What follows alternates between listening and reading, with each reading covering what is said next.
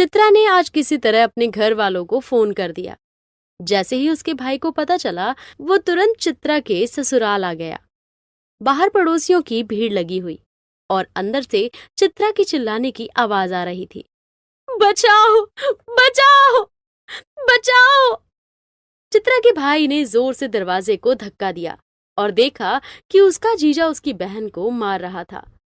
अपने भाई महेश को देखकर चित्रा अपने भाई के गले लग गई।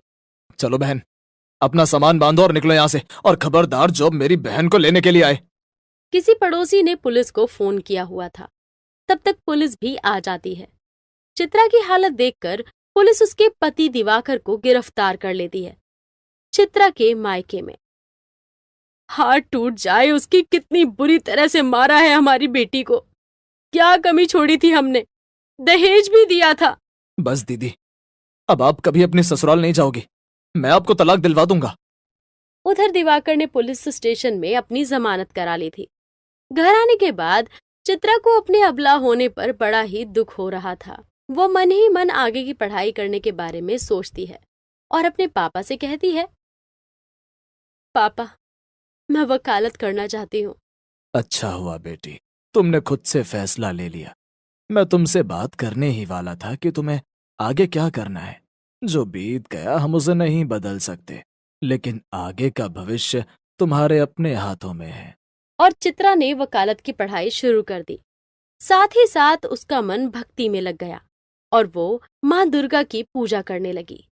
माँ दुर्गा की पूजा करके उसे एक अलग ही शक्ति का एहसास होता है। धीरे धीरे समय बीता और एक दिन चित्रा ने अपनी वकालत की पढ़ाई पूरी कर ली और प्रैक्टिस करने लगी। बेटी चित्रा, तुम पढ़ाई करना चाहती थी, तुम्हारी पढ़ाई अब पूरी हो गई। अब आगे के लिए क्या सोचा है? क्या तुम दूसरी शादी करना चाहती हो? नहीं माँ, मैं शादी नहीं करना चाहती। मैं अपनी तरह मजदूर औरतों की मदद करना चाहती हूँ। ठीक है बेटी, जैसी तुम्हारी मर्जी। चित्रा ने मन ही मन मंथन लिया कि वो अपनी जैसी मजबूर औरतों की मदद करेगी। इसलिए वो ऐसी औरतों से मिलने भी लगी और धीरे धीरे उसके पास में केस आने शुरू हो गए। एक दिन एक औरत रोते रोते उसकी कैबिन में आती है। उस समय चित्रा माँ दुर्गा के सामने अगरबत्ती जला रही थी। वकील साहिबा, मेरा पति मुझे बहुत मारता है और खर्चा पानी भी नहीं देता, और बच्चों को भी उसने अपने पास रख लिया है और मुझे घर से धक्के देकर निकाल दिया। आराम से, आराम से, पहले बैठ तो जाओ। माँ दुर्गा सब ठीक करेंगी। ये क्या वकील साहिबा, मैं तो आपके पास इसलिए आई थी कि आप मेरा केस लड़ सको, और आप माँ दुर्गा की बात कर रही हैं। मैंने इनकी कितनी पूजा की, रो रो के फरियाद भी की, लेकिन इन्होंने मेरी एक भी नहीं सुनी। और आप कह रही हैं कि माँ दुर्गा सब ठीक करेंगी। आप मेरा केस लड़ सकती हैं क्या? अरे मेरी बात सुनो, मैं तुम्हारा केस लड़ूंगी, तुम्हारी सारी बातें भी सुनूंगी, लेकिन माँ दुर्गा पर अपनी आस्था को खत्म मत करो। हो सकता है उन्होंने ही तुम्हें मेरे पास भेजा हो। फिर वो औरत चित्रा को अपने सारे पेपर देती है और प्रार्थना करती है कि उसको उसके बच्चे मिल जाएं और उसका पति उसे खर्चा पानी भी दे दे। 1 साल तक केस चला और उसके बाद में चित्रा जीत गई, लेकिन कुछ वकील उससे बहुत जलने लगे। चित्रा जब किसी को इंसाफ दिलाती तो वो उसे बहुत अच्छा लगता और वो दुर्गा माँ का धन्यवाद करती, और उसे हमेशा अपना वो जीवन याद आता जब उसने अपने पति दिवाकर के घर में अनेकों यातनाएं सही थी। कुछ साल पहले। अरे देख तो बेटा, सब्जी में कितना नमक कर दिया है, गले से नीचे ही नहीं उतर रही है। तुम्हें ढंग से खाना बनाना भी नहीं आता क्या? क्या सिखाया तुम्हारी माँ ने तुम्हें? और ये कहकर दिवाकर चित्रा के मुंह पर थप्पड़ मार देता है, और ऐसा होता हुआ देखकर उसकी सास को बहुत खुशी होती है। उस घर में आए दिन चित्रा को बेवजह ही मारा जाता था, कभी खाने के लिए तो कभी घर के काम के लिए। थोड़ी देर के लिए अगर वो बाहर चली जाती तो उसकी सास घर में कोहराम मचा देती थी, और दिवाकर अपनी माँ के कहने में आकर उसे बहुत मारता था। जब दर्द असहनीय हो गया तब चित्रा ने एक दिन चुपके से अपने भाई को फोन कर दिया, और उस दिन वो उस घर से आजाद हो गई। सब कुछ कितना असहनीय था। अब समझ में आ रहा है औरतों पर कितने जुल्म होते हैं, लेकिन वो कुछ नहीं कर पाती। एक दिन चित्रा अपने ऑफिस में बैठी हुई थी। दिवाकर की बहन सुरभि रोते हुए अंदर आती है। चित्रा भाभी, मैं बहुत दुखी हूँ। मेरे ससुराल में मेरी बिल्कुल भी कदर नहीं है। आए दिन मुझ पर हाथ उठाया जाता है। ये तुम क्या कह रही हो? सुरभि, तुम्हारे घर वालों ने तो तुम्हें सब कुछ सिखाकर भेजा था। तुम तो मेरी तरह पागल तो नहीं थी। भाभी, मैं सब कुछ जानती हूँ। आपके साथ बहुत बुरा हुआ था। मैं दिवाकर भैया से भी मदद नहीं मांग सकती हूँ। आपको शायद पता नहीं, लेकिन अब उनकी हालत बहुत खराब है। उन्हें लकवा मार गया है और माँ भी दुनिया से चली गई है। मेरी मदद करने वाला कोई नहीं है। जब मुझे आपके बारे में पता चला तो मैं यहाँ चली आई। मैं बहुत उम्मीद के साथ आई हूँ। मेरी मदद करो। और ये कहकर सुरभि जोर जोर से रोने लगी। चित्रा अपनी सीट से उठी और उसके कंधे पर हाथ रखा। रो मत, मैं तुम्हारी मदद करूंगी। भाभी, मेरे पास तो पैसे भी नहीं है। उसकी चिंता तुम मत करो, पर मैं तुम्हारा केस लड़ूंगी। माँ दुर्गा कहती हैं कि जब कोई किसी के पास मदद के लिए आए तो उसकी मदद अवश्य करनी चाहिए। अब तुम जाओ और मुझे सारे दस्तावेज ला कर दो। और ये बात जब चित्रा ने अपने घर में बताई तो उसके माँ पापा उस पर बहुत गुस्सा हुए। क्या जरूरत थी उसकी मदद के लिए हाँ भरने की? तुम्हारा क्या हाल किया था, भूल गई हो सब कुछ? नहीं नहीं, ऐसे जल्लाद लोगों की मदद करने की कोई जरूरत नहीं है। माँ, मैंने उसे हाँ कह दिया है। अब तो मुझे केस लड़ना ही पड़ेगा। फिर पहली तारीख पर सुरभि के ससुराल वालों को कटहरे में खड़ा होना पड़ा। वहां से बाहर आते ही सुरभि के पति ने चित्रा को धमकी दी। तुम ये केस छोड़ दो, वरना तुम्हारा वो हाल करूंगा कि कभी अदालत में भी नहीं आ पाओगी। क्या हुआ? पहली तारीख पर ही तुम्हें दिन में तारे दिखाई दे गए? मैं तुमसे डरती नहीं हूं। तभी सुरभि वहां पर आकर चित्रा से कहती है कि ये बड़ा ही खूंखार आदमी है, इससे बचकर रहे। ये कुछ भी कर सकता है। मुझे इस काम की प्रेरणा माँ दुर्गा से मिली है कि किस तरह ऐसे अधर्मियों और अत्याचारियों को सजा देनी है। तुम बिल्कुल भी चिंता मत करो, मेरे साथ माँ दुर्गा है।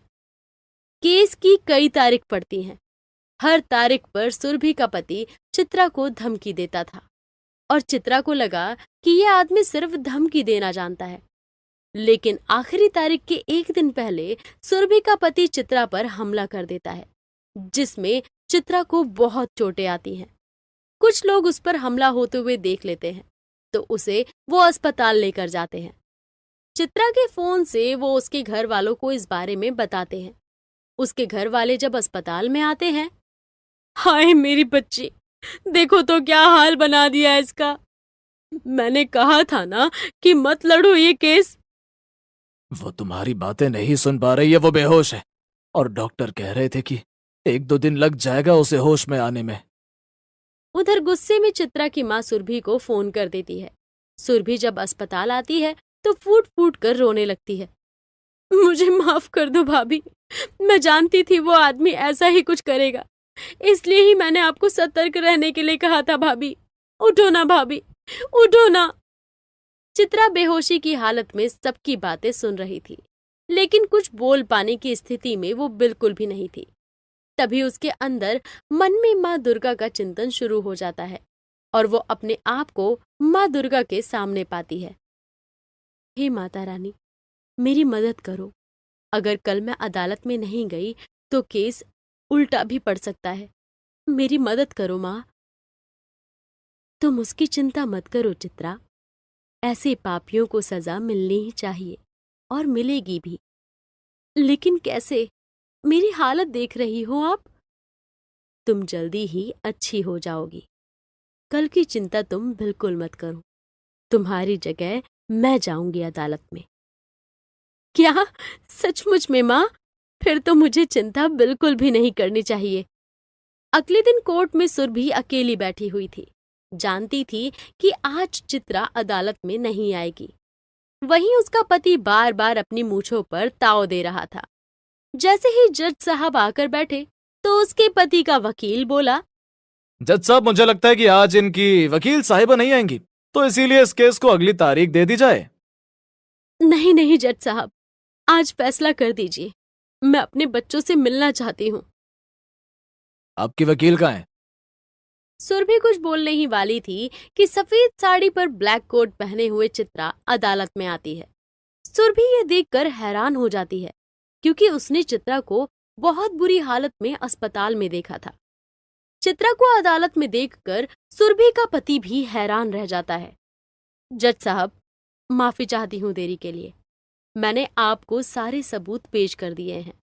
बच्चों के भविष्य को देखते हुए अब आप फैसला कीजिए। थोड़ी देर में सारे पेपर देखने के बाद जज साहब फैसला सुरभि के हक में कर देते हैं। सुरभि बहुत खुश होती है। उसे अदालत में ही बच्चे दे दिए जाते हैं। भाभी, मैं तो कल आपकी हालत देखकर डर ही गई थी। आप इतनी जल्दी अच्छी कैसे हो गई? सचमुच में लगता है माँ दुर्गा की कृपा है आप पर। मैं अपने भक्तों का साथ कभी नहीं छोड़ती हूँ। धन्यवाद देना है तो जाकर अपनी भाभी को दो। ये कहकर वो वहां से गायब हो जाती है। सुरभि अस्पताल में आती है तो देखती है चित्रा वहीं पर लेटी हुई है, पर अब उन्हें होश आ चुका है। भाभी, ये कैसा चमत्कार है? आप यहाँ पर भी और आप अदालत में भी? क्या तुम सच कह रही हो? फिर तो दुर्गा माँ ने अपना दिया हुआ वचन पूरा किया है। बेहोशी की हालत में मैं उनसे मदद मांग रही थी। हे दुर्गा माँ, तुमने मेरी प्रार्थना स्वीकार की। आपका बहुत बहुत धन्यवाद। तभी वहां पर माँ दुर्गा प्रकट होती हैं। वहां चित्रा के माथे पर हाथ रखती हैं और चित्रा बिल्कुल ठीक हो जाती है। तुम्हारी अनन्य भक्ति से मैं अत्यंत प्रसन्न हूँ। जब मेरा भक्त परेशान होता है तो मैं उसकी मदद के लिए अवश्य आती हूँ। हे माता रानी, मुझे सदैव इसी तरह अपनी शरण में रखना और अपने आशीर्वाद की छत्र छाया में। माँ दुर्गा तथास्तु कहकर वहां से अंतर ध्यान हो जाती हैं। चित्रा ठीक होकर घर आ जाती है। फिर से लोगों की मदद करने लगती है।